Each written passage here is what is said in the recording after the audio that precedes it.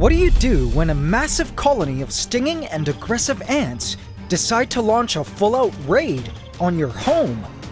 Well, most ordinary people would say, freak out, pull out the serious bug spray, make an emergency call to the exterminator, or run. But me, I guess I'm no ordinary person.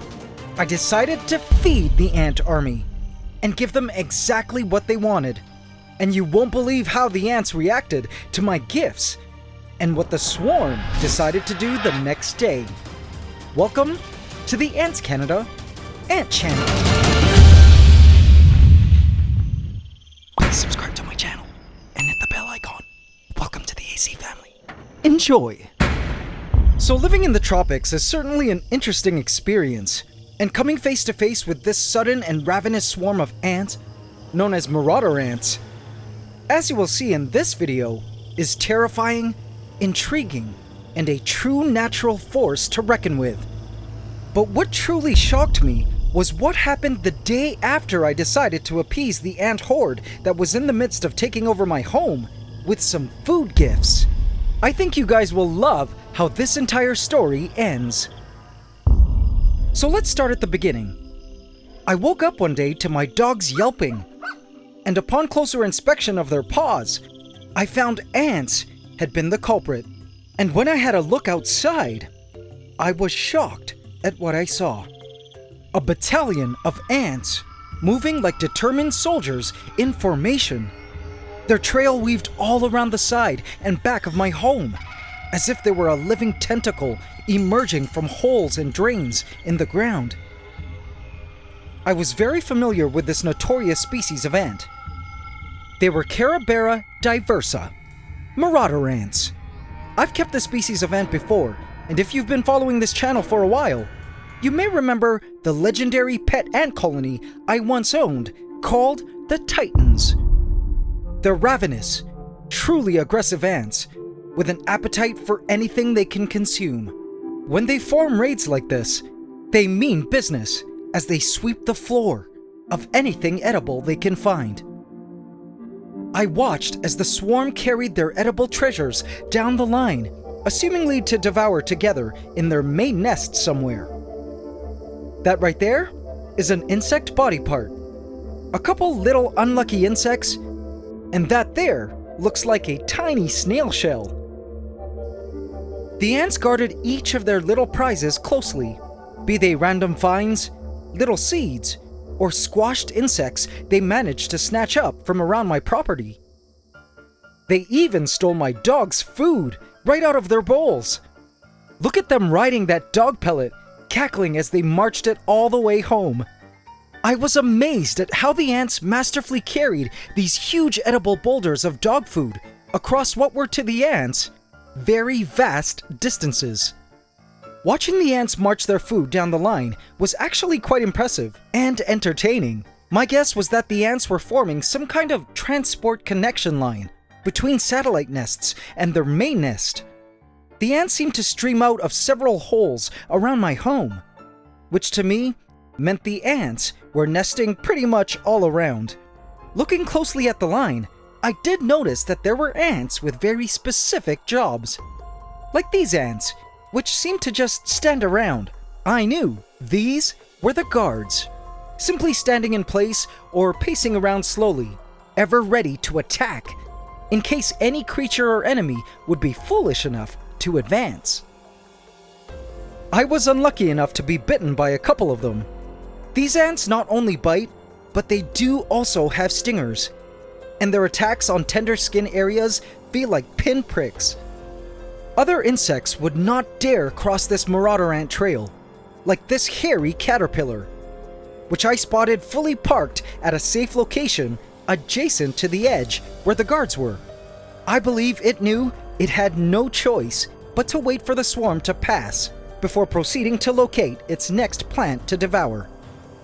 But I think the most crazy and my personal favorite thing about these ants were these. Here one comes now. Supermajors. Marauder ants are known as polymorphic, meaning their workers come in various shapes and sizes. Every now and then, I would spot these huge super majors marching menacingly down the line, with other ants riding on them. It's suspected that the smaller worker ants do this to help preserve energy. I mean, if I were one of these ants, why not hitch a ride and give your little legs a rest? The enormous size of these super majors, particularly their large heads, are functional. They specialize in cutting things open, food, enemies, or otherwise. I also saw some majors, which are the intermediate size between the small workers and the super majors. So as much as watching these ants going about their business was interesting to say the least, I knew I had a problem. If this horde decided to continue advancing their trailing tentacles of doom further, they might totally wrap around my home and even find places to enter it. I actually waited to see if the Marauder ant raid would eventually subside, decide to move on, or stop swarming my place. But for 3 whole days, the ant trail lines just continued to get longer and longer and longer. And so, AC family, I decided to take some action. Let's feed them! Here I have some sweet jelly, and I had a lot of these little cups. I figured if I helped provide the ants what they were looking for, i.e. food, perhaps they would decide to lessen or completely stop their raids. At least that was the plan in my head.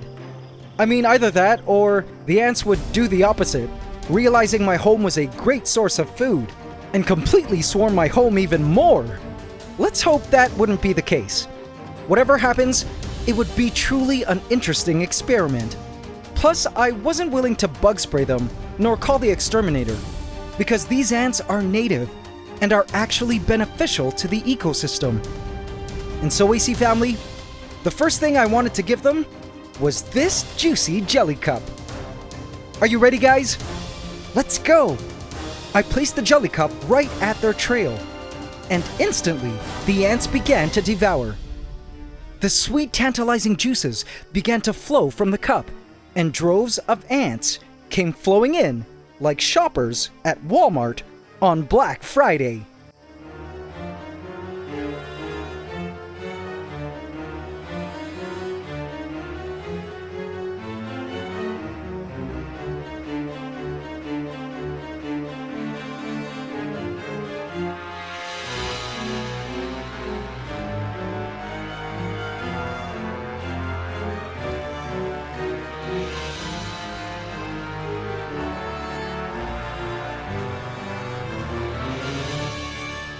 So if you're new to ants, what the ants are doing here is they're filling up their social stomachs for carrying the food back into the nest to regurgitate it later to feed other members of the colony. They gorge themselves on the sweet goods. The jelly contains a lot of great nutrients, particularly carbohydrates, which the ants need to power their various ant activities. Man, look at that swarm completely covering the sweet liquid blob. Though each individual ant is tiny, collectively they can process a considerable amount of food. So with the help of thousands of ants, this jelly would be gone in just a few hours. I had lots and lots of jelly to feed them until they decided to go away. Alright, but of course carbs and sugars weren't the only things these ants were after. I knew they also were hungry for meat. You see, protein helps ant babies grow, their queen to produce more eggs, and just overall increase their colony size. And I also happen to have lots of protein to give them. Superworms. These are common insect food in the pet trade, and I had a lot of them. I moved in to pick one out. I chose this white one because it had just shed its skin, hence the color. But more importantly, I knew that its soft exoskeleton would make it easy for the ants to quickly kill it via stings. I always feel bad watching prey I give to ants struggle, so the quicker the ants could do the deed, the better. Now AC family, brace yourselves. This was going to get a bit gruesome. Placing in the superworm directly on their trail. Instantly, the ants hopped on to launch an attack, and despite me pre-crushing the superworm's head, it began to do the death roll in attempts to get the ants off it. The superworm flailed its body, but struggling was futile. It was no match for the ants, which were pouring in by the droves now. Let's watch as the ants continue to swarm the superworm and carry it to their underground lair to devour.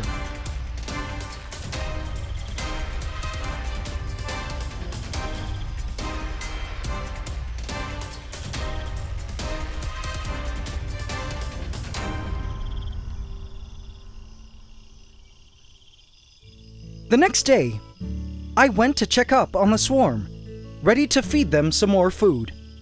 But this is what I saw. No ants.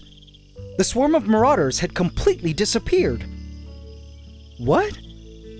My plan actually worked. I don't know if it was a fluke. It probably was. But the ants had made the collective decision to retreat their raid trails. I had no idea where they went, but I did know that unlike army ants, this species was not a nomadic one, so they surely were around somewhere underground in their secret living spaces around my home. But thankfully, they had decided not to advance further. Perhaps they got everything they were looking for. Thank goodness. And thank goodness I didn't decide to pursue chemicals to kill the ants, which is what I felt most people would have done. Which would not only have been bad for the environment, but millions of little ant lives wasted. This whole experience taught me that as much as it might seem like a nuisance when ants encroach on our living space, the ants actually have an important role to play on the planet, which we share with them. They are some of the top predators in the ecosystems they're from, and are effective cleanup crews for organic materials like dead bugs, which would otherwise fester and grow mold if they were just left to sit around on the ground. How could I possibly clean out all the little things laying around and accumulating in my drain pipes? At least I had the marauder ants to sweep them clean for me. To me, I knew that the ants were my neighbors, not trespassers, and the idea of sharing my space with them was something I could manage, especially being an ant lover and all. If they ever swarmed or decided to launch a raid again, I would definitely just bust out the ant jelly and superworms to hopefully convince them to head back from the holes from whence they came. Ants have roamed the earth millions of years before humans ever appeared on the planet. So technically, who's raiding whose space? Thank you all so much for watching and supporting the ants. It's Ant Love forever.